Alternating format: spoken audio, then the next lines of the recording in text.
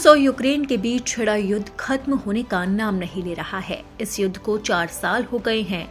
बावजूद इसके न तो रूस के राष्ट्रपति व्लादिमीर पुतिन झुकने को तैयार हैं और न ही यूक्रेन के राष्ट्रपति जेलेंस्की। लगातार इस युद्ध की वजह से कई और देशों को हर्जाना भुगतना पड़ रहा है और अब अमेरिका के राष्ट्रपति डोनाल्ड ट्रंप तो लगातार रूस को धमकियों पर धमकी दे रहे हैं, लेकिन उसका असर पुतिन पर नहीं हो रहा, बल्कि पुतिन ने तो अब यूरोपीय संघ को ही आंख दिखा दी है और ऐसा अल्टीमेटम दे दिया है जिससे इस युद्ध के और भड़कने के आसार नजर आ रहे हैं। रूस के राष्ट्रपति व्लादिमीर पुतिन ने यूरोपीय संघ को कड़ी चुनौती देते हुए कहा है कि यूक्रेन की सहायता के लिए रूस की जब्त संपत्तियों का इस्तेमाल किया गया तो गंभीर परिणाम भुगतने होंगे। रूस के राष्ट्रपति व्लादिमीर पुतिन ने रूस की जब्त संपत्तियों को यूक्रेन की सहायता करने को सीधे तौर पर डकैती करार दे दिया और कहा कि वो इस डकैती को अंजाम क्यों नहीं दे सकते। उन्होंने कहा कि यूरोपीय संघ इस योजना को आगे नहीं बढ़ा सकता क्योंकि लुटेरों को इसके गंभीर नतीजे झेलने पड़ सकते थे।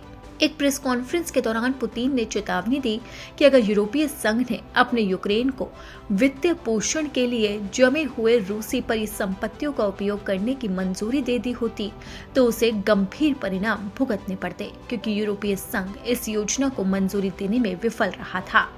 यूरोपीय संघ द्वारा यूक्रेन को 90 अरब यूरो का कर्ज देने के फैसले पर भी पुतिन ने कहा कि यूक्रेन को मदद देने के लिए रूसी संपत्तियों का किसी भी तरह का उपयोग डकैती के समान होगा। उन्होंने चेतावनी दी कि ऐसे कदम से निवेशकों का भरोसा टूटेगा और यूरो क्षेत्र की विश्वसनीयता को भारी नुकसान पहुंचेगा। 4 घंटे से ज्यादा समय तक चली प्रेस कॉन्फ्रेंस में पुतिन ने विश्वास जताया कि रूस यूक्रेन में अपने सभी सैन्य उद्देश्यों को हासिल कर लेगा।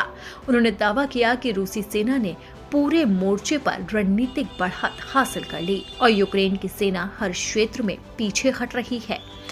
पुतिन की चेतावनी ऐसे समय में आई है जब लगातार रूस और यूक्रेन के बीच में अमेरिका के राष्ट्रपति डोनाल्ड ट्रंप शांति स्थापित करने की कोशिशें कर रहे हैं, लेकिन उनकी कोशिशें अब नाकाम होती नजर आ रही है क्योंकि पुतिन का गुस्सा अब और भड़कने लगा है।